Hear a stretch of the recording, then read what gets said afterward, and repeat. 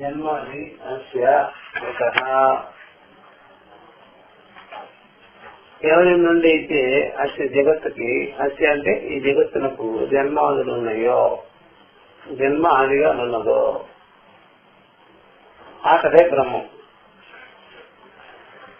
అంతా కూడా మనకి ఆ సూత్రాలలో అక్షరాలు పొదుపు అన్నమాట. ఇందువల్ల జన్మ ఆది అంటే సరిపోద్దని, ఆదిగా ఏది ఉంది అంటే జన్మనే, అదంతా ఉన్నది ఈ జగత్తుకి, అది ఏమనున్నదో అదే బ్రహ్మము అని అట్లా సూత్రం.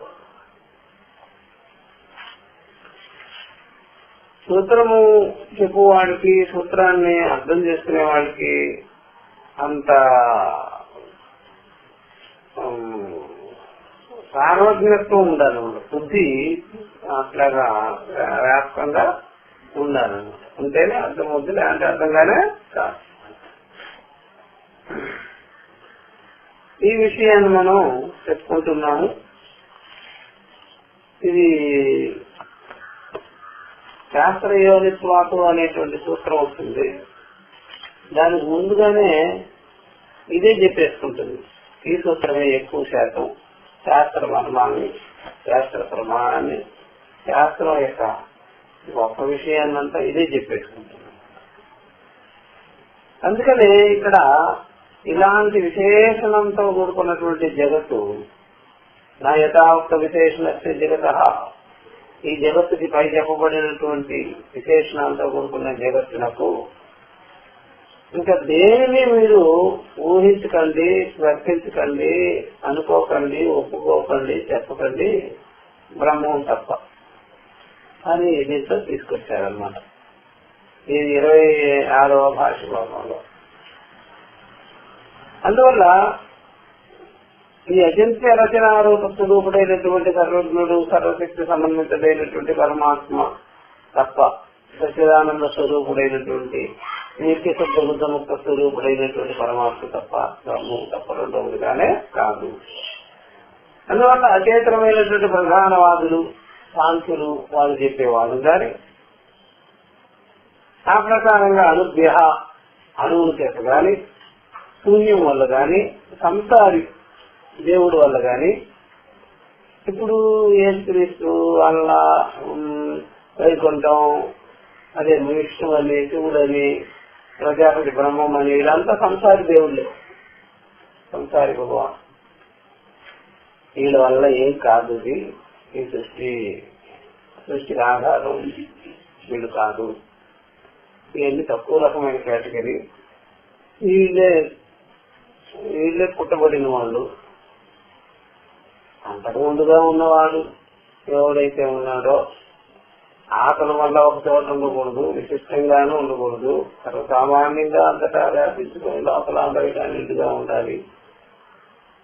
ఆ ఒక్క తత్వం ఒక్కటే చైతన్యాత్మకమైనటువంటి ఇప్పుడు లేని రూపంలో అది ప్రకాశితమవుతున్నది.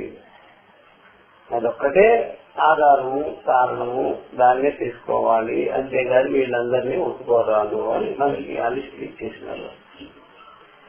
ఈ లిస్ట్ లేదనుకోండి, మనం అటు ఇటు పరిగెట్టేస్తాం, ఎవరినో వారిని ఒప్పుకునేదానికి ముందుకు వెళ్తాం. ఇప్పుడు అలాంటప్పుడు మనం తెలుసుకునే బ్రహ్మము ఇంకెవరినైనా పట్టుకొని వాళ్ళని గొప్పగా పొగడము కుదరదు. ఇక్కడ బ్రహ్మం అనేది ఉపాస్య విషయం కాదు, వ్యక్తిగతమైన విషయము కాదు, పరిచ్ఛిన్నమైన విషయము కాదు, కాలదేశాలతో చోట ఉండే విషయము కాదు. అందుకనే మనం ఎవరినో ఎవరిని పట్టుకొని అనుకోము, పరంపరని స్మరిస్తాం కావాలంటే, గురు పరంపరని. అందువల్ల శ్రీ సాయిబాబా గురు పరంపరకి ఎలాగొస్తాడు, ఊరికెళ్ళి చేస్తాం. గురు పరంపరకి ఎలా వస్తారు, ఏం సంబంధం అతనికి, ఎవరికి ఏది బోధ, ఏది ప్రమాణం, ఏం చెప్పింది, నువ్వు ఏంటింది ఏంటి అక్కడ, అట్లాంటివన్నీ మనం తీసుకోం. ఇవన్నీ చాలా అల్పమైన విషయాలు. అటు బాగుంది మనం మర్యాద కూడా ఉండదు. మనకి గురు పరంపర అంటే ఇక్కడ ఉపనిషత్తులు ఆ విద్యని ఆ విధంగా కొనసాగించడం. వాళ్ళని మనం వీళ్ళంతా మహనీయులందరూ చెప్పారయ్యా, ఇలా బోధించుకుంటూ వస్తున్నారు. తీసుకెళ్లి మీరు ఏదో ముడిపెట్టాలని ప్రయత్నం చేసినా కుదరదు. అట్లాంటి వాళ్ళందరూ పరంపరకి సంబంధించిన వాళ్ళు వేరు, ఇది వేరు. ఇలా ప్రతి ఒక్కడు ఒక మాట చెప్పేసి గురు పరంపర వాళ్ళకి ఏం సంబంధం ఏముండవు. అందుకని ఎక్కడా కూడా దత్తాత్రేయుడు కాదు కదా, ఇంకెవడు కాదు కదా, అసలు సంబంధాలు ఏమి ఉండవు అట్లా. అందుకని వాళ్ళ విషయం మనం చెప్పుకుంటాం. ఈ పరంపరగా వచ్చేటువంటి వాళ్ళు బోధించారు ఉపనిషత్తు విద్యని. అందుకని స్వభావం నుండి కూడా సృష్టి కాదు అని చెప్పేసి స్వభావంగాను సృష్టి జరిగే విషయంగానే కాదు, ఇది పనిగట్టుకునే కల్పించుకున్నటువంటి విషయం. పనిగట్టుకొని కల్పించారు. కాబట్టి విశిష్ట దేశకాల నిమిత్తానం ఏ ఉపాదానం. అందుకని ఎందుకని ఊరికే వచ్చేసింది సృష్టి అనే దానికి కూడా వీళ్ళు ఊరికే రాదు, ఊరికే ఎవరికి రాదు. విశిష్టమైన దేశము, విశిష్టమైన కాలము, నిమిత్తం ఉంది. ఇదంతా ఉపాదానం అన్నమాట. ఉపాదానంగా ఉంది ఇది సృష్టికి. విశిష్టమైన దేశం ఉంది, అది ఉపాదానమే. విశిష్టమైన కాలము ఉంది, అది ఉపాదానమే. ఇదంతా నిమిత్తంగా ఉంది అన్నమాట దీనిలో. అందువల్ల ఈ ఉపాదానం అంటే మూల కారణం అన్నమాట. మూల కారణంగా ఉంది. అట్లాంటి దానికి బ్రహ్మమే మూలమవుతాడే గాని, ఆధారం అవుతాడే గాని, ముందు అవుతాడే గాని, వేరే వాళ్ళు తీసుకొచ్చి వేరే క్యారెక్టర్ అందరూ తీసుకొచ్చి అక్కడ పెట్టుకోండి. అంటే ఎప్పుడైనా సరే పెద్ద ఒక ఏదైనా జరిగితే మామూలు రోడ్డు మీద పట్టుకొని అరెస్ట్ చేసేయకూడదు. వీడే ఏం చేసింది యాక్చువల్లీ అని చెప్పేయకూడదు. ఇందిరాగాంధీ నచ్చి చేసిన వాడు వీడేనండి అని చెప్పేయకూడదు. వాడెక్కడో ఉంటాడు. ఈ పోలీసులు ఏం చేస్తారు, రోడ్డు మీద కనిపించిన వాళ్ళంతా మీరు చంపేసిన వాడు అని చెప్పేశారు. ఇంకా ఆవిష్కారం ఎవరిని పడితే వాడిని పట్టుకునేది. అట్లాగా సృష్టికర్తని ఎవరిని పడితే వాడిని పట్టుకొని వీడియో సృష్టికర్త అంటే సరిపోలేదా? సామాన్యంగా లేదు సృష్టి దీని బట్టి అయినా మనం కొద్దిగా గంభీరంగా ఆలోచించవలసిన విషయాలు. సామాన్యమైన విషయం కాదు. అందుకే ఎవరు పడితే వాళ్ళు ఎక్కడైనా సరే ఈ పార్టీలో చేస్తున్నాడు అంటే ఓటకు గతి లేదు అని పార్టీలో ఎలా చేస్తారు? అది ఎంతలో మామూలు సర్పంచ్ కూడా కాలేడు, కార్పొరేటర్ కూడా కాలేడు అనుకోండి. ఆడి వెనకాల చాలా ఉంటేనే, నిలవ ఉంటేనే చేస్తారు. ఎమ్మెల్యేలు కానీ వాళ్ళు కానీ వీళ్ళు కానీ ఊరికే మామూలు మనుషులు ఏంటంటే అక్కడ తిరుగుతారండి, తిరగలిస్తారు. అసలు పూర్వకాలమే గాంధీ గారి మూవ్మెంట్ లోనే ప్రధానమంత్రి చేయాల్సిన వాళ్ళు జోబులుండే డబ్బులు ఉండాలి, సూట్ కేసులు ఉండే డబ్బులు ఉండాలి. ముసలాడికే తెలుసు, గోచి పెట్టుకున్న వాడికే అన్ని ఇస్తులు ఉన్నాయి చూడండి. సరే అతను అయిపోతాడా అంటే తను ఎవరు చేయడు. ఎందుకని తను ఎవరు చేయడు? ఎందుకంటే ప్రార్థనకు రాలేదు అని అడుగుతాను. మళ్ళీ భజన నేర్పించారు కదా అందరికీ. భజనకు నువ్వు రావాలి, నువ్వు అక్కడ కూర్చుంటే ఎట్లాగా అంటే భజన పార్టీలో లేడు కదా, అట్లా ఉంటాయన్నమాట. అందుకని సామాన్యంగా వదులుతా. దాని వెనకాల ఎంతో ధనధాన్యాలు అవి ఇవి అన్ని ఉంటేనే కుదురుతాయి. అట్లాగా ఈ సృష్టి సామాన్యమైనది కాదు, దీనికి మూల తత్వం కూడా సామాన్యమైనది కాదు అని మీరు పెట్టుకోవాలి గుర్తు. అంతేగాని ఎవరు పడితే వాడు చెప్పేసే విషయము, ఎవరు పడితే వాడు కనిపెట్టే విషయం కాదు. ఆ మూల కారణాన్ని అది ఒక్క ఉపనిషత్తులకే ఆ రకమైనటువంటి ప్రాధాన్యత ఉంది. ఉపనిషత్తులే చెప్తాయన్నమాట. నిజంగా ఉపనిషత్తులు ఎందుకు చెప్తాయంటే ఆ తత్వం నుండే ఉపనిషత్తులు వస్తున్నాయి కాబట్టి ఆ తత్వాన్ని ప్రతిపాదించేవిగా ఉన్నాయి. ఇంకా వేరే వర్క్ లేదు వాటికి.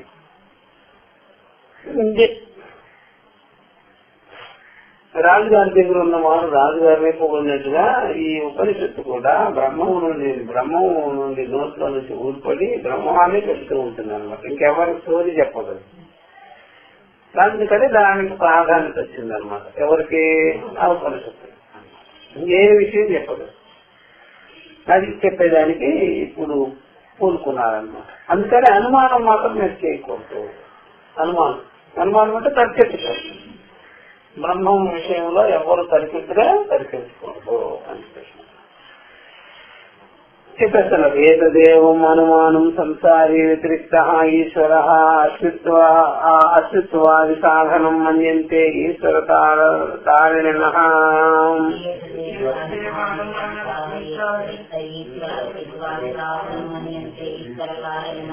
నది ఇది అయిన తర్వాత వెంటనే చిన్న పూర్వపక్షం ఉంటుంది. దానికి సమాధానం చెప్తారన్న. ఏతదేవ అనుమానము. ఇగో ఈ విషయంలో అనుమాన ప్రమాణాలు ఉపయోగించుకొని తర్కాన్ని ఉపయోగించుకొని కొంతమంది ఇలాగా అంటారు. సంసారి వ్యతిరిక్త ఈశ్వర అస్తిత్వాన్ని సాధనం మన్యంతే. ఎవరు సార్? ఈశ్వర కారణత్వాన్ని ఒప్పుకునేవాళ్ళు, ఈశ్వరుడే కారణం అని ఒప్పుకునేవారు, అంగీకరించేవాళ్ళు అన్నమాట. కాబట్టి ఈ సంసారి కంటే కూడా జీవుడి కంటే కూడా వేరుగా ఒకనప్పుడు ఈశ్వరుడు ఉన్నాడు. ఆయన సంసారి దేవుడు కాదు.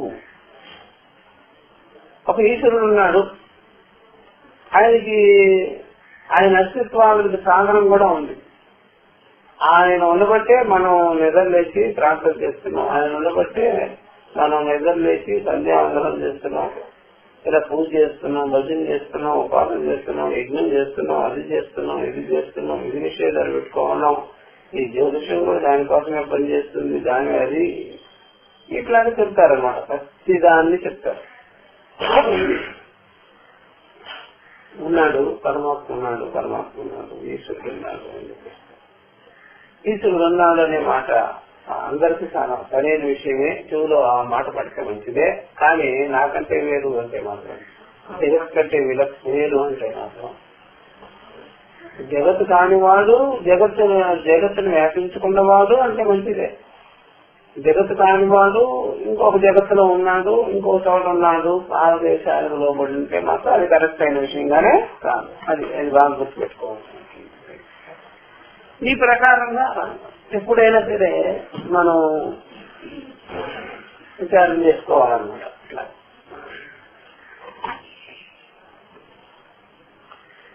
కాబట్టి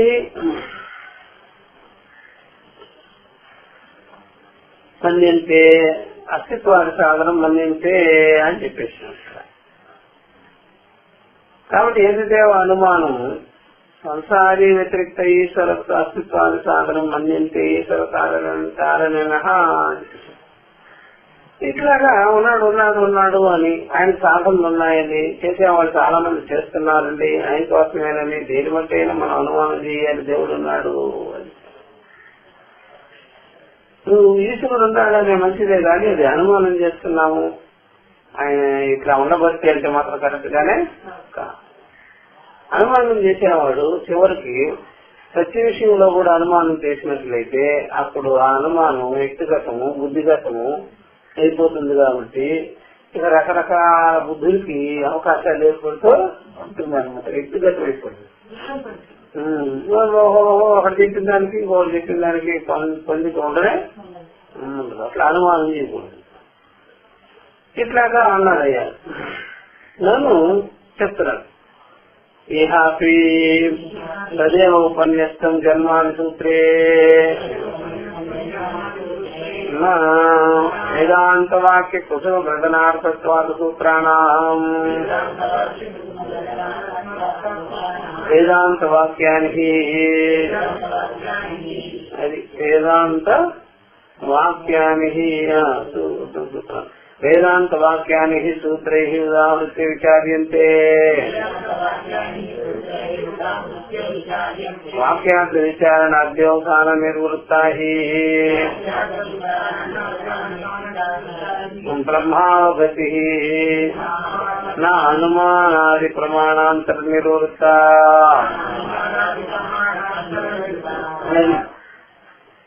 కాబట్టి నన్ను అయితే మరి ఏమండి చెప్తున్నారు కదా మీరు ఎంతగా. అయితే మరి ఇక్కడ కూడా అంటే ఈ బ్రహ్మసూత్రాలలో కూడా ఈ సూత్ర శాస్త్రం ఉంది కూడా, అంటే సూత్రాలలో ఈ సూత్రాలు చెప్తున్నారు కదా బాధాయన సూత్రాల్లో, దానిలో కూడా ఇహాపి అదే ఉపన్యాసం, అదే కదా ఉపన్యాసం చేసింది, అదే కదా చెప్పింది జన్మాది సూత్రంలో. అనుమానమే వాళ్ళు అన్నారు కదా, జన్మాలు దేనికైతే ఉన్నదో దానికి అది బ్రహ్మం నుండే వచ్చింది, దానికి మూల కారణం అదే అని చెప్పేసి. అప్పుడు జన్మాదుల్ని మీరు అనుమానంగా వాడినట్టే కదా. జన్మాదులు దేనికైతే ఉన్నదో అట్టి జన్మాదులు కలిగిన దానికి మూల కారణంగా ఉన్నది బ్రహ్మమే అని చెప్పేసినారు కదా. కాబట్టి మీ మాటల్లో తర్కం ఉంది, ఇది దీనివల్ల వచ్చింది, ఇది దీనికి ఇట్లా ఉన్నదంటే దీనికి కారణం బ్రహ్మమే అని మీకు ఆ మాట వస్తుంది కదా. తర్కం మాట వచ్చిందా లేదా, అనుమానం మాట వచ్చిందా లేదా అంటే ఎవరికైనా ఇదంతా కూడా శాస్త్రంలో ఉన్నది అని చెప్తున్నామే కానీ మా సొంత కవిత్వం మాత్రం కాదు అని చెప్పేసి. అంటే జన్మాది సూత్రం ఏ వైపు డైరెక్షన్ అయ్యి ఉన్నది, ఉపనిషత్తుల ప్రమాణం వైపు. జన్మాది సూత్రము తర్కం వైపు మొహం తిప్పలేదు, ఉపనిషత్తుల వైపు మొహం పెట్టుకున్నదా ప్రమాణం. అతను ఇట్లా అడిగాడు అనమాట, దీంట్లో కూడా తర్కమే చెప్పినట్టుంది, అనుమానం చేసినట్టుంది కదా అంటే నాకు ఇలా వెళ్ళిపోయారంటే లేకపోయినా కారణం అంతా వచ్చారు. వేదాంత వాక్య కుసుమ గ్రథనార్థత్వాది సూత్రాలు ఉన్నాయి కదా. ఈ సూత్రాలు వేదాంత వాక్యములు అనేటువంటి పుష్పముల చేత మాలగా తయారు చేయబడి ఉన్నది, దాంట్లో కుట్టారు. ఈ సూత్రాలలో ఉండే అర్థమంతా కూడా వేదాంత వాక్య పుష్పాలని సేకరించుకొని బ్రహ్మైవ ఇదకం సర్వం ఆత్మైవ ఇదకం సర్వం ఎత్ర నాణ్య ప్రసిద్ధి నాణ్యోతి నాణ్యతి జానాతి తదేవ సౌమ్యేదమంత్ర ఆసీత్ ఏకమేవాద్వితీయం బ్రహ్మ. ఇట్లాంటివన్నీ వాక్యాలు కోపలలుగా ఉన్నాయి కదా. ఆ వాక్య పుష్పాలంతా తీసుకొని ఒక దండగా కుట్టి ఈ సూత్రాలు చెప్పేదానికి నోట్.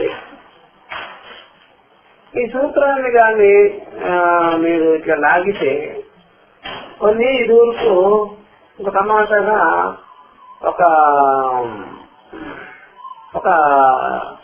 నైలాన్ తాడు ఒకటి ఉండేది బ్యాగులకి, ఇట్లా ఒకటి లాగితే వరుస పెట్టి వచ్చేసేసి నైలాన్ తాడు ఇట్లా తగిలించుకునే బ్యాగులకు ఉండేది. ఇప్పుడు ఎవడో ఒకటి లాగితే మొత్తం వచ్చేసేది అన్నమాట. అంతేదా అలా ఆ విధంగా వచ్చేస్తుంటాయి అన్నమాట. ఈ ప్రకారంగా ఈ సూత్రాన్ని ఒక సూత్రంగా లాగితే మొత్తం దాని లోపల ఉండే విషయం అంతా బయటికి వచ్చాయి, వేదాంత వాక్యాలన్నీ బయటకు వచ్చాయి. అట్లాగా చెప్పబడి ఉన్నది. అర్థమైందా? ఆ క్లాస్ జరిగేటప్పుడు అట్లా ప్రాధాన్యత తీయకండి.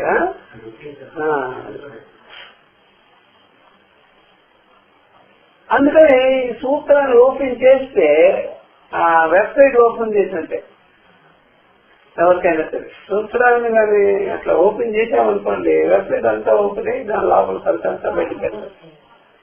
నాకు వేదాంత వాక్యాలంతా కూడా ఈ సూత్రాలలో పుష్పాలని పుట్టినట్టుగా ఒక చోట చేసి దండ తయారు చేసినట్టుగా సూత్రాలు తయారు చేసి పెట్టున్నాం మేము. ఈ సూత్రాలన్నీ వేదాంత వాక్య పుష్పాలని మీ మీద తెల్లేదానికి ఉండదు, మీ ముందు అలా పలిచేదానికి ఉండదు. అంటే నువ్వు ఊరికే ఉత్త సూత్రాలు ఏం కాదు. ఇది ఈ సూత్రాలు దండలాగా ఉన్నది మీ ముందు. ఓపెన్ చేసినారు బోర్డు పుష్పాలు. ఆ ప్రకారంగా బొకేలాగా ఉన్నది ఇది. మీకేం అర్థం కావడం లేదు. అట్లా బోర్డు పుష్పాలు, వేదాంత పుష్పాలన్నీ, వాక్య పుష్పాలన్నీ ఇందులో ఉన్నదన్నమాట అని చెప్పారనమాట. ఎవరికి పూర్వపక్ష సమాధానం. అందువల్ల సూత్రాలను ఆషామాషిగా మాత్రం మీరు తీసుకోకండి. ఇది ఉత్తి సూత్రాలు కాదు, వేదాంత వాక్యాలంతా ధరించుకొని ఉన్నది. కొంతమంది ఊరికే సూత్రాలు చెప్పారనుకోండి, దాంట్లో ఇంకేమి వెనక్కి పోదు ముందుకు పోదు, దాని లోపల ఏం సారం ఉంటుంది. అట్లా ఇదేం కాదు. నేను చెప్పే మాటకి వెనకాల చాలా చాలా రూపం ఉంది. కానీ కొంతమంది ఒక మాట మాట్లాడారు అనుకోండి, ఆ మాటకి ఆ అర్థము ఉపనిషత్తుల వైపు, అనుభవం వైపు, యుక్తి వైపు సార్వత్రికంగా ఉంటుంది. కొంతమంది ఏదైనా మాట వాడారనుకోండి, అక్కడికే సరిపోద్ది, ఇంకెక్కడికి పనికిరారు. సరే, అట్లా ఉంటాయి. అది గుర్తుపెట్టుకోవాలి.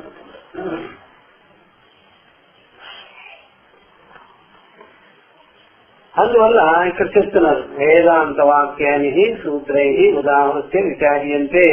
వేదాంత వాక్యాలనే ఇక్కడ వేదాంత వాక్యానికి వేదాంత వాక్యాలంటే ఉపనిషత్ వాక్యాలు, ఆత్మ ఏకత్వ వాక్యాలు. వేదాంత వాక్యాలు అంటే ఆత్మ ఏకత్వాన్ని, బ్రహ్మ ఏవ ఇదకం సర్వం అని చెప్పేదాన్ని, పరమాత్మ కంటే రెండవది లేనే లేదు అని చెప్పేదాన్ని, అలాంటి చెప్పే వాక్యాలు ఉంటాయి కదా, దాని ద్వారా అది ఉదహరింపబడింది సూత్రాలు. అవన్నీ ఉదహరించారన్నమాట. ఇట్లా వేదాంత వాక్య సూత్రము, వేదాంత వాక్యముల చేత ఈ సూత్రములు ఉదాహరింపబడి ఉన్నది. దాన్ని విచారిస్తాం. అంటే వేదాంత వాక్యాలన్నీ సూత్రాల్లో బాగా కూర్చబడి ఉన్నాయి, సెట్ చేసి ఉన్నాను. అట్లా అందుకని మీరు వేదాంత వాక్యాల్లోకి వెళ్ళిపోవాలి. ఏ విషయాన్ని చర్చ చేసుకోవాలంటే అది బాగా గుర్తుపెట్టుకోవాలి.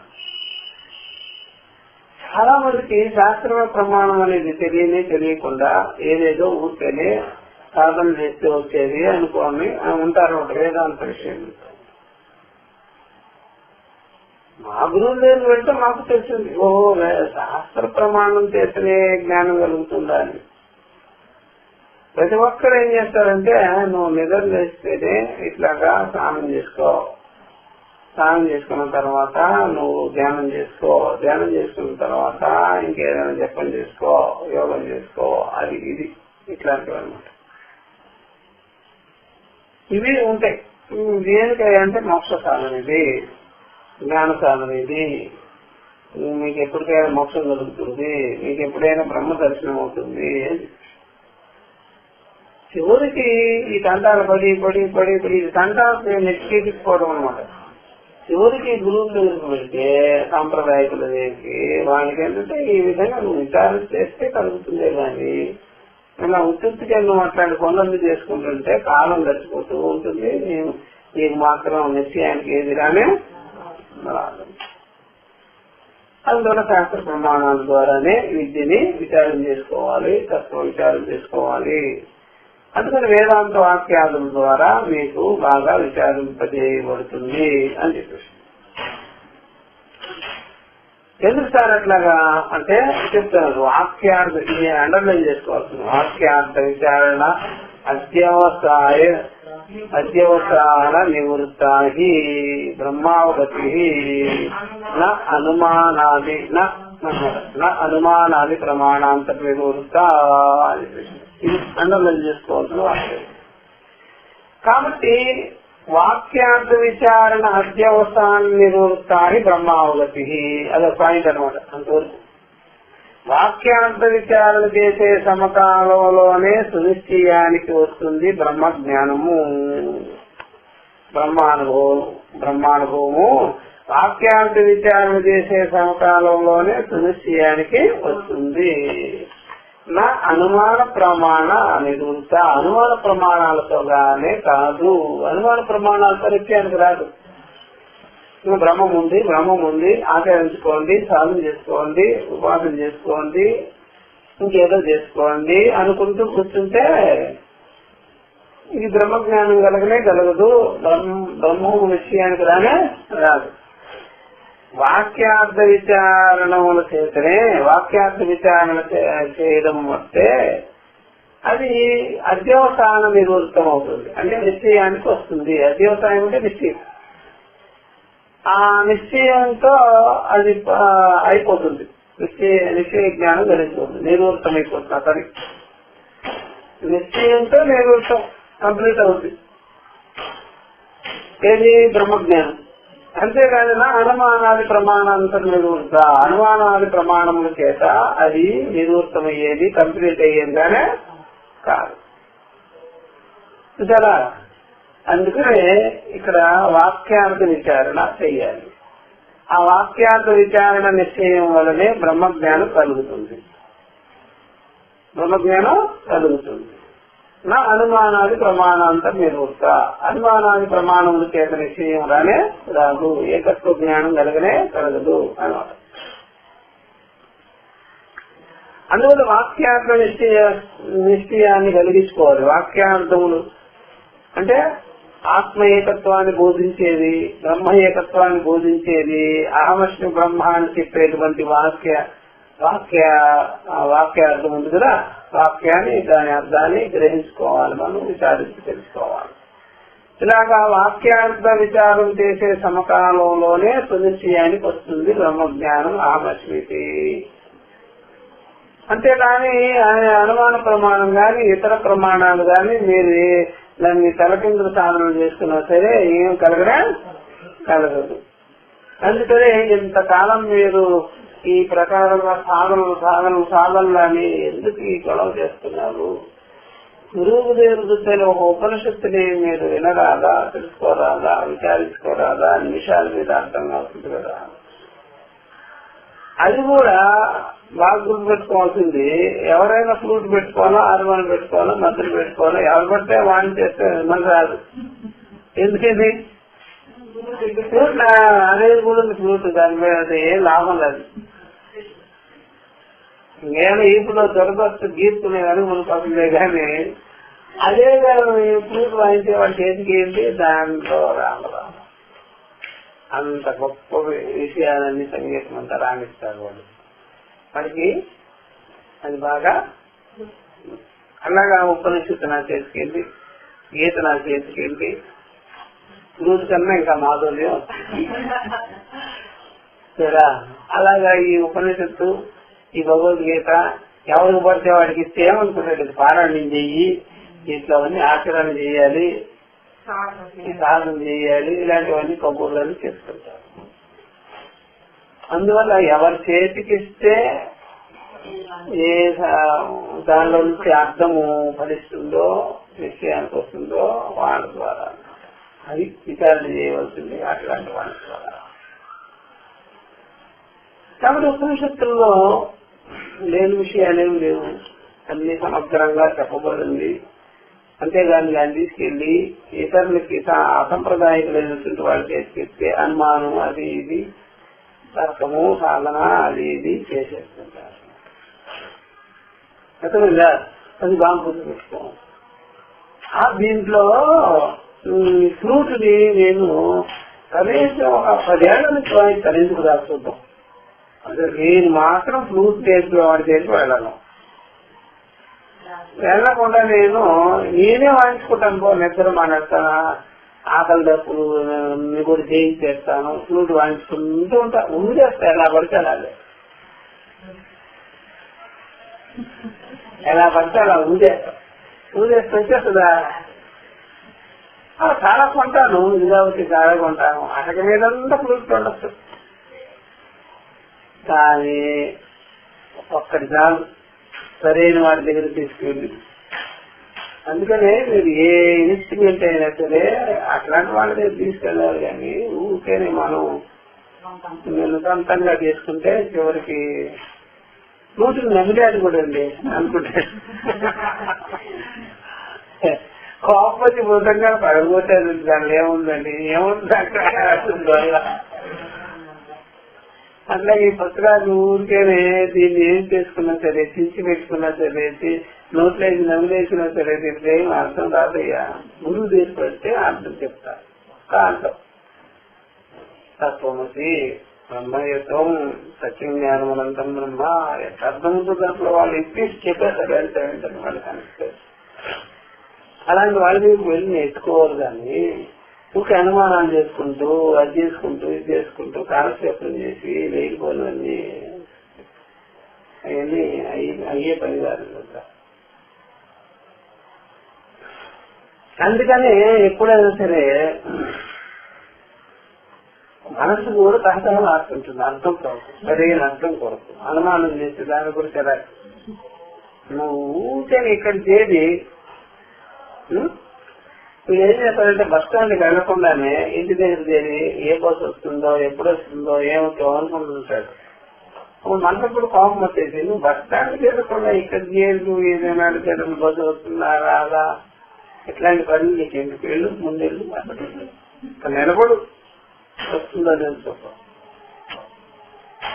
ఊరికే ఊహించుకోవడము ఊహాపోహాలు కల్పించుకోవడము ఇట్లాంటివన్నీ చేయకూడదు. మనసుకు కూడా ఇష్టం ఉండదు. ఇక్కడ మనిషిని చేసి వీడంతా మంద మీద ఎందుకు ముందు పడతాడు. అది ఇప్పుడు చెప్తున్నారు 23వ మాస భాగంలో సత్తు సరే ఎప్పుడైనా సరే తర్కం చేస్తే శాస్త్ర సమ్మతంగా ఆ యొక్క బ్రహ్మ విద్యావేత్త అయిన గురు సమ్మతంగా అది చక్కగా మన నిశ్చయానికి వచ్చేటువంటి తర్కంగా ఉంటే మంచి. దాన్ని శాస్త్ర అనుకూల తర్కము, అనుభవ సమ్మత తర్కము. శాస్త్ర అనుకూల తర్కం, శాస్త్ర అనుకూల తర్కం ఎప్పుడు మంచిది. ఒకటి తెలుసుకుంటే అన్ని తెలిసిపోతుంది. శాస్త్ర అనుకూలం తర్కం ఏది తెలుసుకున్నట్లయితే అన్ని తెలుసుకోవాలండి. అంటే శాస్త్రం ఇష్టపడుతుంది. అదే మంచిదే కదా నేను చెప్పి మంచి తర్కం. ఏదైనా సరే అది నిశ్చయానికి రావాలి, నిశ్చత్వానికి కలుగు చేయాలి. అది అనుభవాల తర్కం మంచిదే. ఏదైనా తెలుసుకున్న వెంటనే అజ్ఞానం నివృత్తి కావాలి, మంచి తర్కమే. అలాంటి తర్కాలు మంచిదన్నమాట, ఉపయోగించుకోవాలి. ఇప్పుడు చెప్తున్నాను. తస్సు వేదాంత వాక్యేషు జగతః జన్మాది కారణవాదిషు తదర్థగ్రహణ దార్జ్యాయ అనుమానమపి వేదాంత వాక్య విరోధి ప్రమాణం భవత్ న నివార్యతే. అది ఇక్కడ ఈ మాట చెప్తాను ముందు. ఏదైనా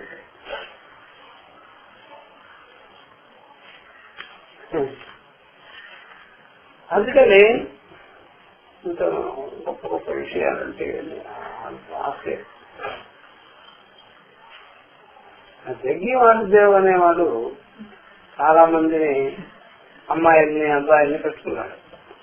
విడిచిపెట్టుకున్నాడో తిండి పెట్టో ఏంటో వాళ్ళు ఒక్కొక్కరి మొహంలో కూడా వాడికంతా కూడా బతకలేక ఇక్కడికి వచ్చాము, గతిలేక ఇక్కడికి వచ్చాము అన్నట్టుగా ఫీలింగ్లు ఉన్నాయి. వాళ్ళకందరూ చిలకపలకల్లాగా నేర్పించారు. ఒకడంటే నీకన్నా మీరు ఏ భాష అంటారు. అంటే ఆ భాషలో వాళ్ళకి ఎక్స్ప్లెయిన్ చేస్తారు. అసలు మాకు తెలుగు అండి, మాకు తెలుగులోనే కావాలి, ఇంగ్లీష్ మాకు అర్థం కాదు అని చెప్పారు మన గ్రూప్ వాళ్ళు. నేను రాముగా నిలబడుతున్నాను తమ్ముడు దగ్గర. అలాగే తెలుగు అయితే నువ్వు చెప్పమ్మాయి, తెలుగు అమ్మాయి కదా. ఆ అమ్మాయిని ఎక్కడి నుంచో తీసుకొచ్చినారు. అదేదో ఈ షాపుల్లో చందనా దాంట్లో పనిచేసేదానికన్నా ఇక్కడ బెటర్ అని అక్కడ గుర్తుంటుంది. అక్కడ చెప్తుంది అనమాట. ఆ అమ్మాయికి కూడా సరిగ్గా రాదు తెలుగు, కావడం అది ఇది మిక్సింగ్ అందుకని చెప్పే నేను కూడా రాదు. ఏమి లేదు, ఈ స్తంభాల్లో ప్రతి బొమ్మ చెక్కబడింది కదా, అది అట్లాగా ఇది ఎట్లాగా ఆ శక్తి కిందకు దిగుతుంది పాము అట్లా చెప్తుంది. ఇవన్నీ పనికిరాని మాటలే కదా. అట్లాగా ఇక్కడ నిశ్శబ్దంగా ఉండాలి, ఎందుకంటే వైబ్రేషన్లు అక్కడికి తిరుగుతుంటాయి. సెల్ ఫోన్ అన్ని తిరుగుతాయి కానీ చనిపోవడం వల్ల తిరుగుతాయి, పక్షులన్నీ చస్తున్నాయి కానీ నీ వైబ్రేషన్ ఏమిటి అవన్నీ నలుగురు పోతే అలాగా ధ్యానం చేసుకోవాలి, అలాగా మీలో నుంచి ఏమేమి కలుగుతాయి అని మీరు రాసుకోండి, ఇక్కడ నోట్స్ పెట్టాము అంటే ఆ చెత్తమంది పిలిపి చేస్తాము. ఇదో ఇట్లా ఉండదండి వేదాంత వాక్యాలు. నేను చెప్పే వాక్యాలు ఇలాంటి చెత్త కబుర్లన్నీ చెప్పరా చెప్ప. అందుకని ఒక మాట చెప్తే అది సతర్కంగా ఉండాలి కానీ దుష్టతర్కంగా కూడా ఉండనే పరిమాణ తక్కువ అంతా వేసుకొని కొంచెం పనికిరాని విషయాలండి అట్లాంటివన్నీ మా ఎక్కువ శాతం మీకు అట్లాంటివే దొరుకుతుంటాయి. ఎక్కడ వెళ్ళినా అంతా ఉండవా పనికిరాని చెప్పడం ఇట్లా అదేనమాట చెప్తున్నాను. ఇక్కడ సత్తు తూ అని ఉంటా కదా, కూడా సత్తు తూ శబ్దం చేత తర్కాన్ని అంతా నెగెట్ చేయడం అన్నమాట. ఆ తర్కము ఇష్టం వచ్చిన తర్కము బయట వాళ్ళు చేసేటువంటి తర్కం అంతా కూడా మాకు ఇక్కడ ప్రాధాన్యత లేదు, మేము ప్రాధాన్యత ఇవ్వం వాటికి. ఇట్లుంటది ఆ విషయము. వాళ్ళవన్నీ పక్కకు పెట్టండి. వేదాంత వాక్యేషు అని మొదలు, వేదాంత వాక్యములందు జగత జన్మాది కారణవాదిషు, జగత్తుకి జన్మాదులు ఉన్నాయి కదా, ఆ కారణాన్ని జన్మాదులకి కారణభూతమైనటువంటి విషయాన్ని తత్వాన్ని వాదించేవాళ్ళు ఎవరైనా ఉండినట్లయితే తదర్థ గ్రహణ దార్జాయ, ఆ విషయాన్ని జగజ్జన్మాదులకు కారణభూతమైనటువంటి వాడు ఇట్లా ఉండాలి అని వాడు ఏమన్నా తర్కం ఆడితే మేము ఒప్పుకుంటాం. కానీ ఆ తర్కం సరిగ్గా విరోధం లేకుండా ఉండాలి, శాస్త్రానికి తర్కం కాకుండా ఉండాలి. శాస్త్రానికి విరోధం ఉండకూడదు. ఏమైనా చెప్పండి, ఒక మూలం ఉంది అది అన్నిటికీ మూలాధారమై ఉన్నది, అది నేను ఈ రోజు మైక్రోస్కోప్ లో కనిపెట్టేసినానంటే మాత్రం శాస్త్రం ఇంకేం లేదు. పోయి మూలం ఉంది అన్నప్పుడు నేను దగ్గరకు వచ్చాను, బానే ఉంది, అన్నిటికీ మూలమైంది, అన్నిటికీ నిత్యమైనది, అన్నిటికీ సత్యమైనది అని చెప్పేసినాం. అన్నిటికీ నిత్యమైంది, సత్యమైంది, అట్లా అయింది, ఇలా అయింది అని చెప్పి ఇదిగో ఆ విషయము అని చెప్పేసి అప్పుడు శాస్త్రానికి ఎలా ఉంటుంది, రెండు వెళ్ళిపోతుందా లేదా? ఇంత దూరం తీసుకొచ్చావు, చివరికి వచ్చి నువ్వేం చేశావు? ఏం చేశాడంటే అట్లాగా జగత్తుకు మూల కారణమైనటువంటి సత్యము ఉన్నది, లేకపోలేదు, అది మనం ఆ మూల కారణాన్ని ఒప్పుకోవాలి, సత్యాన్ని ఒప్పుకోవాలి అని చెప్పేసేటప్పటికి అప్పుడు ఈ ముముక్షువులు, మేధావులు, వేదాంతులు వీళ్ళందరూ అతడితో స్నేహం చేశారు. వీళ్ళందరూ గ్రూప్ గా చేరి ఆయన దగ్గరికి వచ్చారు. సత్యం ఉందని మీరు ఒప్పుకున్నారు, మూలం ఉందని మీరు ఒప్పుకున్నారు, అదే అంతటికి ఆధారం ఒప్పుకున్నారు, బానే ఉంది. ఆ సత్యాన్ని నేను ఒక బలిలో బంధించి పెట్టాను. అప్పుడు వీళ్ళకి అందరికీ ఒళ్ళు మండిందనమాట. వీడు కాలం మమ్మల్ని అందించి బలిలో బంధించాడట. వీడు ఏదో మాయలు ఫకీర్ ప్రాణం కానీ చిరకలో బంధించినట్టుగా ఆ బలి నా దగ్గర ఉంది. ఆ బలిని నేను ఒక గుహలో దాచిపెట్టున్నాను. దానికి కొన్ని యజ్ఞాలు, యాగాలు చేసి, దానికి కొన్ని రకాలైనటువంటి అన్ని చేసి అప్పుడు దాన్ని ఓపెన్ చేస్తే గోచరము. అప్పుడు ఒళ్ళు మండి స్థితి జరుగుతుంది. ఈ టైపులో ఉంటారండి ప్రతి ఒక్కరు. ఉంది సత్యం అని చెప్పేది చివరికి చూడకపోతే చూసారా? అందుకని ఎవరైనా సరే ఇలా చెప్పేది ఒక విగ్రహం చూపించేది, ఇలా చెప్పేది ఒక గుడి చూపించేది, ఇలా చెప్పేది ఒక రాయి చూపించేది, ఇలా చూపేది, ఇలా చెప్పేది. అంత సత్యం ఉందని చివరికి ఆ సత్యాన్ని గురించి ధ్యానం చేయాలని, చివరికి ఆ సత్యాన్ని గురించి అన్వేషణ చేయాలని సంగతి. ఒక్కడైనా ఈ ఉపనిషత్తుల్లో చూడు ఏ విధంగా బోధింపబడింది. ఇక్కడే ఇక్కడే మీకు ఏ రకమైనటువంటి ఏమి గొడవలు లేకుండా దీంట్లో బోధింపబడింది, ఉపనిషత్తే ప్రమాణంగా ఉంది, అది చెప్పు సమకాలంలోనే అహమస్మి బ్రహ్మగా అవగతమవుతుంది అని ఒకటి చెప్పడే, అలా చెప్పడం అది బాగా గుర్తుపెట్టుకోవాలి. అందుకే ఆ గురువుల దగ్గరికి వచ్చిన శిష్యులను కూడా మీరు చాలా కాలం మాకు సేవలు చేస్తూ ఉండాలి. మీరు చెప్పేంత వరకు చేస్తూ ఉండాలి. అంటే మీరు చెప్పనప్పుడు చచ్చిపోయినట్టే కదా, ఇంకా అక్కడ చెప్పేది ఎందుకు? మీరు ఇలా చేస్తున్నారు, సేవలు చేస్తున్నారు, నేను చెప్పినట్టుగా మీరు చేసుకుంటూ ఉండాలి. అదే మాకు ఎప్పుడు చెప్తారు మోక్షాన్ని? ఏ మోక్షం పొందినప్పుడు మీరు మోక్షం, మీ మోక్షం ఏంటి? తెచ్చిపోవటమే. మా సంగతి ఏంటి అంటే సమాధి ఉంటుంది కదా, దాన్ని కడుక్కోండి, తుడుచుకోండి, పూలు పెట్టుకోండి, ఆ టెస్ట్ లో మీరు చేరండి అంతే.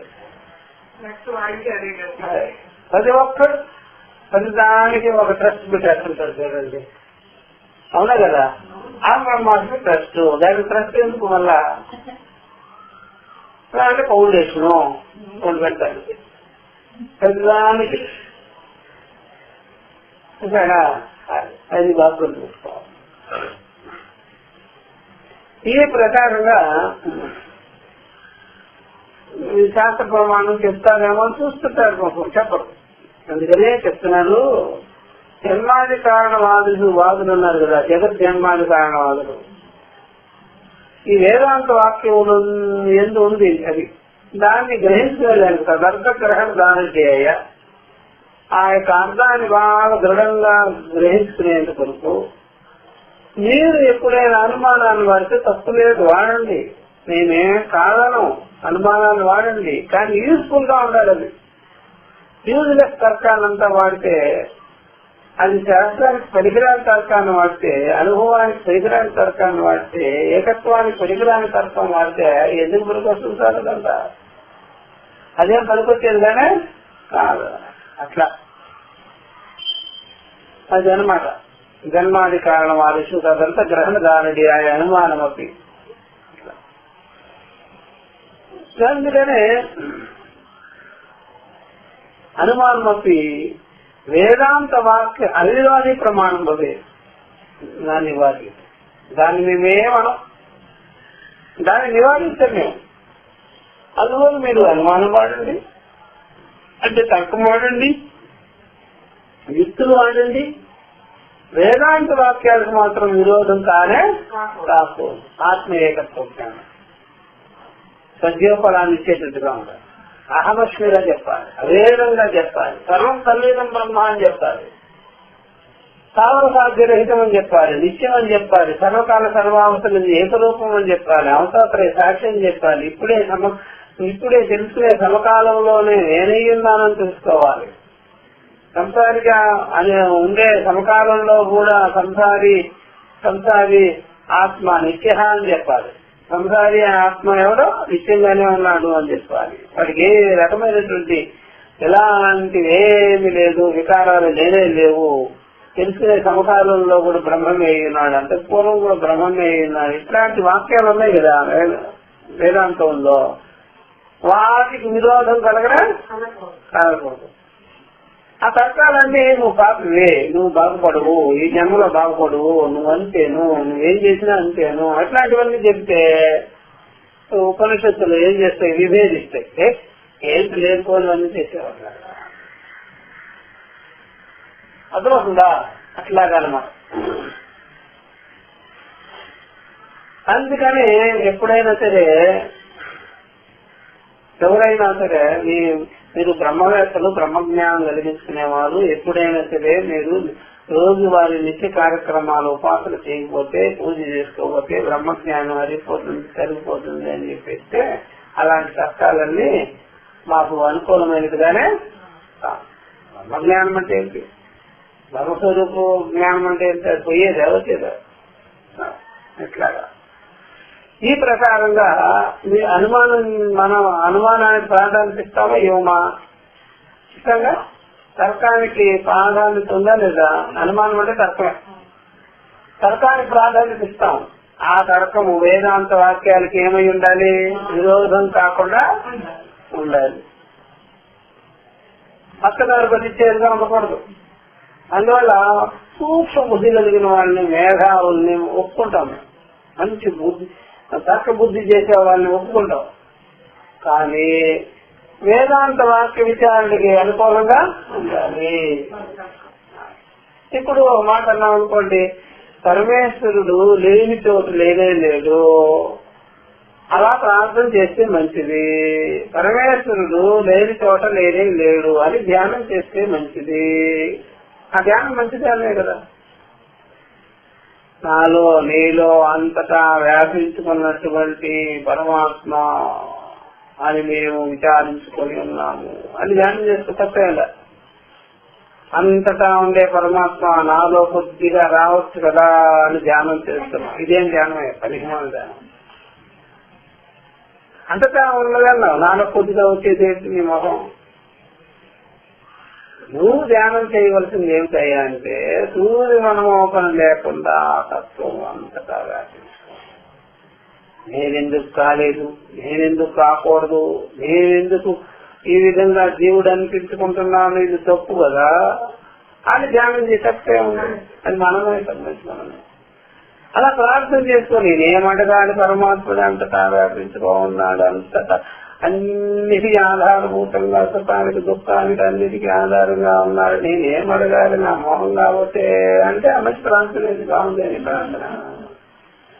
అంతేగాని అంతటా వ్యాపించుకున్నవాడు, అంతటా సకల చరాచరములకు ఆధారభూతమైనటువంటి ఓ పరమాత్మ ఒక్కసారి మా సంసారం అయితే చూద్దా, ఎప్పుడైనా సరే నన్ను ఈ విధంగా ఇట్లాగా నన్ను ఏడిపిస్తావెందుకు, నన్ను బాధపెడతావెందుకు, నన్ను కష్టపెడతావెందుకు, అంతటా వ్యాపించుకోనున్నావు కదా అంటే నీ మొహం పారాల్సిన. అంటే ఆ ప్రార్థనకి అడిగేదానికి ఏమి సంబంధం లేదా లేదు. అన్నీ ఉన్నాయండి, ఇంటి నిండా సరుకులు ఉన్నాయండి, తినబుద్ధి కావడం లేదంటే నీకు కర్మ. మరి ఇంత విచారం చేసిన వాడు ఈ కోన ఏంటి చెప్పేసింది నువ్వు? ఈ కోనకు వచ్చేటప్పటికి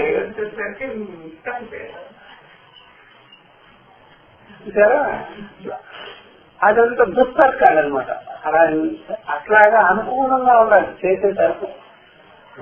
బుద్ధిలో మంచి తర్కం ఉంటే సరిగ్గా చెయ్యి. అవును అంతే కదా. మరి పరమాత్మ పరిపూర్ణుడైతే నేను అల్పుడు అని ఎందుకు అనుకోవాలి?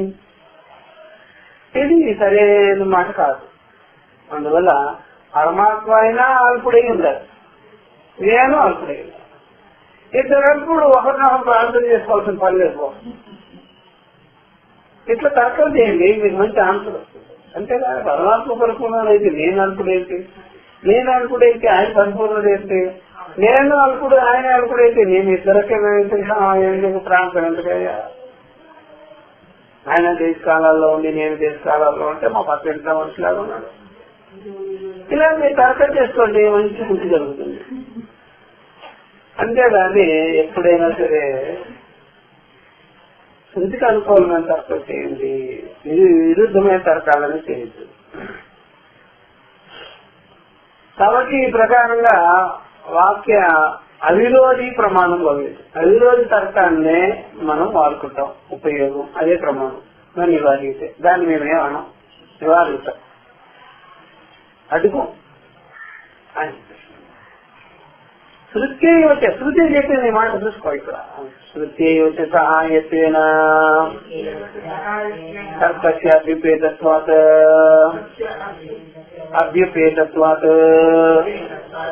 తథా హి శ్రోతవ్యో మంతవ్యః ఇతి శృతిః పండితః మేధావి గంధారాన్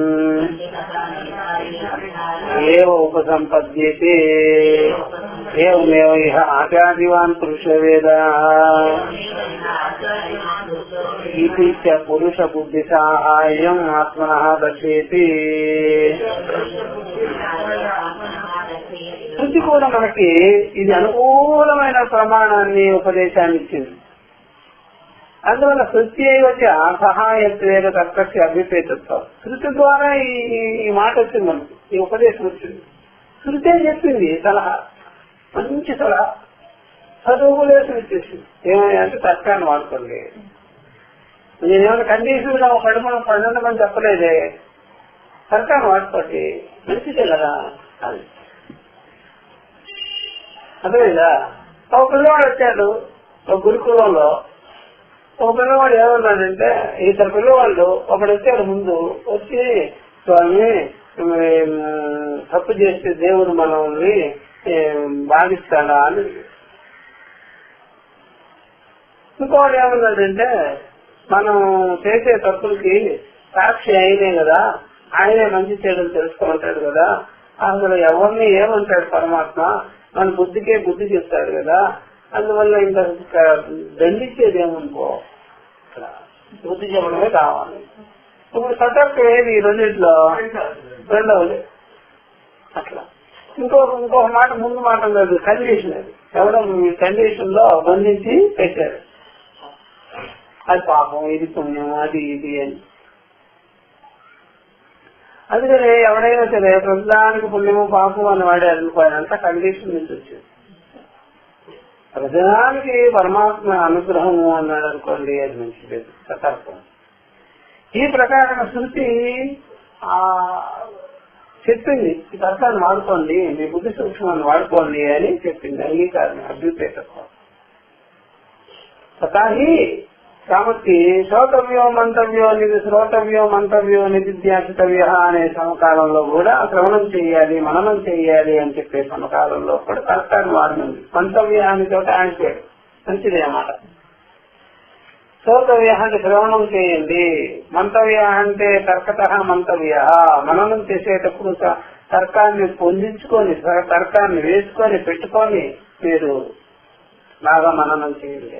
అంటే మననం ఎలా ఉండాలి? తర్కపూర్వకంగా ఉండాలి. అంటే శ్రవణ విషయానికి తర్కాన్ని జోడించి మననం చేయవలే. శ్రవణ సమకాలంలో కూడా చేయాలి, గురువులే చేయిస్తారు, శృతే చేయిస్తుంది, వినేవాడు కూడా చేసుకోవాలి. కరెక్టే కదా, ఇలా ఉంటే ఇలా కదా. మీరు ఏ ప్రాంతంలో చేసినా సరే అది శ్రవణమే ఉంటుంది. దాంట్లో శ్రవణ విషయాల్లో నేను మననం చేసుకుంటున్నాను. నిశ్చయాన్ని పొందిన వాడు ఉన్నాడు చూసారా, ఇంకేం చేయవలసిన పని లేనే లేదు. మన బుద్ధి ఉన్నదంటే దేహానికి సంబంధించే వాడుకోవాలి. జ్ఞానం అయిపోయింది కదా, జ్ఞానం మ్యాటర్ అయిపోయింది. జ్ఞానం కలిగించుకున్న వాడు నిశ్చయానుభవంగా ఉంటాడు కాబట్టి ఇక బుద్ధ్యాది ఇంద్రియాలు పనిచేస్తే అది బయట విషయాల కోసం పనిచేస్తాయే గాని ఇక ఆత్మ విషయంలో సందేహం అనేది లేనే. ఇప్పుడు ఎవడైనా సరే ఏం చేస్తాడయ్యా అంటే, తత్వవేత్త ఉన్నాడు అనుకోండి, తత్వవేత్త ఏం చేస్తాడు? సార్ మీరు ఏం చేస్తారంటే, ఏం చేస్తారు? ఈ శరీరాన్ని చూసుకుంటా అంతేనా? అంటే లేకపోతే తిండి పెట్టకపోతే శరీరం తప్పని పడిపోతుంది కదా. ఇల్లు చూసుకుంటా, బట్టలు చూసుకుంటా, ఒళ్ళు చూసుకుంటా, అంటే మీకేం బాధలే లేవు. ఇంకేం బాధలు సప్లై చేసుకునేదానికి ఏదో ఒక రిపేర్ వస్తుంటుంది, రిపేర్ చేసుకుంటుంటా. సంసారం అలా మాట్లాడు చూడండి, ఏమంటాడా? చేసుకోకూడదని ఇది రేపు కూడా చెప్పబడుతుంది. ఇది చూసుకోండి, ఇక్కడ ఒక మాట వాడారు. అయ్యా, ఒకసారి ఒక మేధావి పండితుడు ఒక రాజుగారి సభలో గాని ఎక్కడో గాని రాజుగారి దగ్గర బాగా సన్మానాలు పొంది మూట కట్టుకొని వాడు నెత్తిని పెట్టుకొని భుజాన్ని వేసుకొని వెళ్ళిపోతూ ఉన్నాడు. వాడు గ్రామానికి బాగా సన్మానాన్ని పొందారు. బాగా ఆయన చక్కగా బాగా రాజుగారు బాగా సత్కరించారు. ఆ పండితుడైన మేధావి పండితుడు వాళ్ళు గ్రామానికి వేసిపోతూ ఉన్నారు. ఈ మధ్యలో దారితో కూడి వాళ్ళు ఏం చేశారంటే ఆయన నాకు తన్ని ఆ మూటలంతా కొట్టుకొని బంగారు నగలు ఆభరణాలు అన్ని కంఠాభరణం గండావ అవన్నీ కూడా పట్టుకొని పోయారు. పోయేటప్పుడు ఏం చేశారంటే వీడికి కళ్ళకు గంటలు కట్టేశారు, చేతులు కట్టేశారు, కాళ్ళు కట్టేశారు, పడేసేస్తారు. ఎక్కడో అరణ్యంలో తీసుకెళ్లి పడేసినారు. పడేసేటప్పటికి మేధావి పండితుడు రూపుగా ఉంటాడా? బుద్ధున్న వాళ్ళు ఎప్పుడైనా సరే బాగా సూక్ష్మ బుద్ధున్న వాళ్ళు హైదరాబాద్ గాని ఇప్పుడు మనం బాగా చదువుకొని కూడా హైదరాబాద్ లో అడుగు పెట్టాలంటే చాలా కష్టం అండి, బస్సులు తెలియదు, అది తెలియదు, ఇది తెలియదు అంటారు. కొంతమంది చూసిన ముసలాళ్ళు చూడండి, కుట్టుతూ ఉంటారు, వాళ్ళు ఒక కర్ర ఒకటి కుట్టుతూ ఉంటారు. ప్రతి దాన్ని పక్క నుండి వాళ్ళు గీకి గీకి అడిగేస్తారు. ఆ బస్ ఎక్కడికి పోతుంది, ఈ బస్ ఎక్కడికి పోతుంది, మరొక బస్ ఎక్కడికి పోతుంది, దీంట్లో ఈ స్లిప్ లో రాసిన చూడ చదివి వినిపించు స్లిప్ బస్ పేరు అయ్యి అట్లా వాడిని తుంపదించారు. మనమే మొహమాటానికి వాడేం చెప్తాడు, వీడేం చెప్తాడు, వీడేం చెప్తే గంటలు గంటలు వెయిటింగ్ నాటేవాడిని కానీ దీనికి పాకాన్ని పెడతారు వాళ్ళు. అంటే అట్లా మెజాలు ఉంటారు కదా. ఇలాంటి సంసారాలని చిక్కుపోతారు వాళ్ళు. అప్పుడు ఆ పండితులు ఊరుకోలే, అది సాగుల శబ్దం విని ఇక్కడ ఏదో పులిమేర ఉన్నట్టుంది, పొలంలో పని చేసుకునే వాళ్ళు ఉన్నారు కదా, ఇది వచ్చేసారు. వచ్చేసేటప్పుడు వాళ్ళంతా పరిగెత్తుకుంటూ వచ్చారు. తిరగకపోతే సంటిపిల్లకి అడిగేదమ్మా అమ్మరాదు, అది బయట ఎక్కడ కూర్చోవాలి అనుకోండి తండ్రి. గట్టిగా చేస్తే సంటిపిల్లలు ఆ చుట్టుపక్కల అపార్ట్మెంట్ వాళ్ళంతా ఏదమ్మా మీ పిల్లలు ఏమైంది, ఏమమ్మా ఇక్కడ కబుర్లు చేస్తున్నాను, మీకన్నా తెలుగు చేస్తూ మా పిల్లకి అలా గడుస్తుంది. దానికి క్షణంలో దాని తల్లి మీద పాలు పట్టించాము, పట్టించినా సరే గొడవ చేస్తుంది అంటే తల్లి పక్కన ఉంటుంది. దానికి ఇప్పుడు నుంచేసరికి కష్టం ఉండాలి, ఎవరో ఒకరు ఉండాలి. పెద్ద అయితే ఎంతమందితో స్నేహాలు చేస్తుందో అట్లా తెలివితేటలండి బాబు అన్నట్టుగా. ఇక్కడ నేనే ఊరుకోవాలి పండితుడు గట్టిగా అట్టేసి ఆ పొలం నుంచి రానిచ్చి మనుషులకి కట్లిప్పండి, అది ఇప్పండి, ఏ ఇప్పండి, ఏ ఊరింది, ఏ గ్రామం, ఏ జిల్లా కనుక్కొని వాళ్ళు అయిపోయాడు. అమెరికన్స్ చూడండి, ఏదో వాళ్ళు అడ్రస్లు తీసుకుంటారు, హోటల్ పేరు తీసుకుంటారు, అన్ని టూరిజం గురించి తెలుసుకుంటారు, అన్ని తెలుసుకొని యాత్రలు చేసుకొని వెళ్ళిపోతారు. మనమైతే అడుగు పెట్టాలంటే కష్టం, అన్ని జ్ఞాపకం చూసుకొని వెళ్ళిపోతాం. అట్లాగండి సంసారం అనేటువంటి అరణ్యంలో పడ్డా మనము. పడిన తర్వాత ఇసుకు పొందించుకొని కష్టాలు పొందించుకొని కష్టాలు బాధలు ఎందుకు వస్తాయి, ఏంటి అన్ని కారణం తెలుసుకొని ఈ వలయంలో పడకుండా హాయిగా తప్పించుకునేటువంటి మార్గం వాడుకునేదానికి తర్కాన్ని ఉత్కరణంగా తీసుకొని తప్పేది ఆ తర్కం. అందుకని ఏం చేయాలి ఆ తర్కం అంటే ఆచార్యుడి దగ్గరికి వెళ్ళాలి. గురువు దగ్గరికి ఆయన బాగా పూజ చేసుకోవాలి, ఈయనకు బాగా పూజ చేసేదాలి, మీ మొహం పాకు తర్వాత కానీ ముందు అడిగి గురువు దగ్గర సాంగత్యం ఎందుకు చేసుకునేది, విద్య కొరకు సాంగత్యం ఎవరి కొరకు, విద్య కొరకు సాంగత్యం చేసి వాళ్ళ దగ్గర విద్యను రాబట్టం చేసి ఆయన రాబట్టండి మంచిది చూసారా. అందుకని ఆచార్యవాన్ పురుషో మీద గురువుల దగ్గరికి వెళ్ళండి, వాళ్ళకి బాగా తెలిసిన విషయము, వాళ్ళ యొక్క బుద్ధిని సహాయంగా చేసుకొని ఆత్మజ్ఞానాన్ని కలిగించుకోండి. మీ బుద్ధి పనికిరాదు, అలా గురు బుద్ధి శాస్త్ర బుద్ధిని శాస్త్ర ప్రమాణాన్ని మనం తీసుకోవడం మంచిది. అందువల్ల ప్రభుత్వం పనిచేయదు ఎప్పుడు. ఇది మనం నెక్స్ట్ క్లాస్ లో ఇది వివరంగా చెప్పుకుంటాం. ఓం సహనౌ సహనౌ భునస్తు. హరి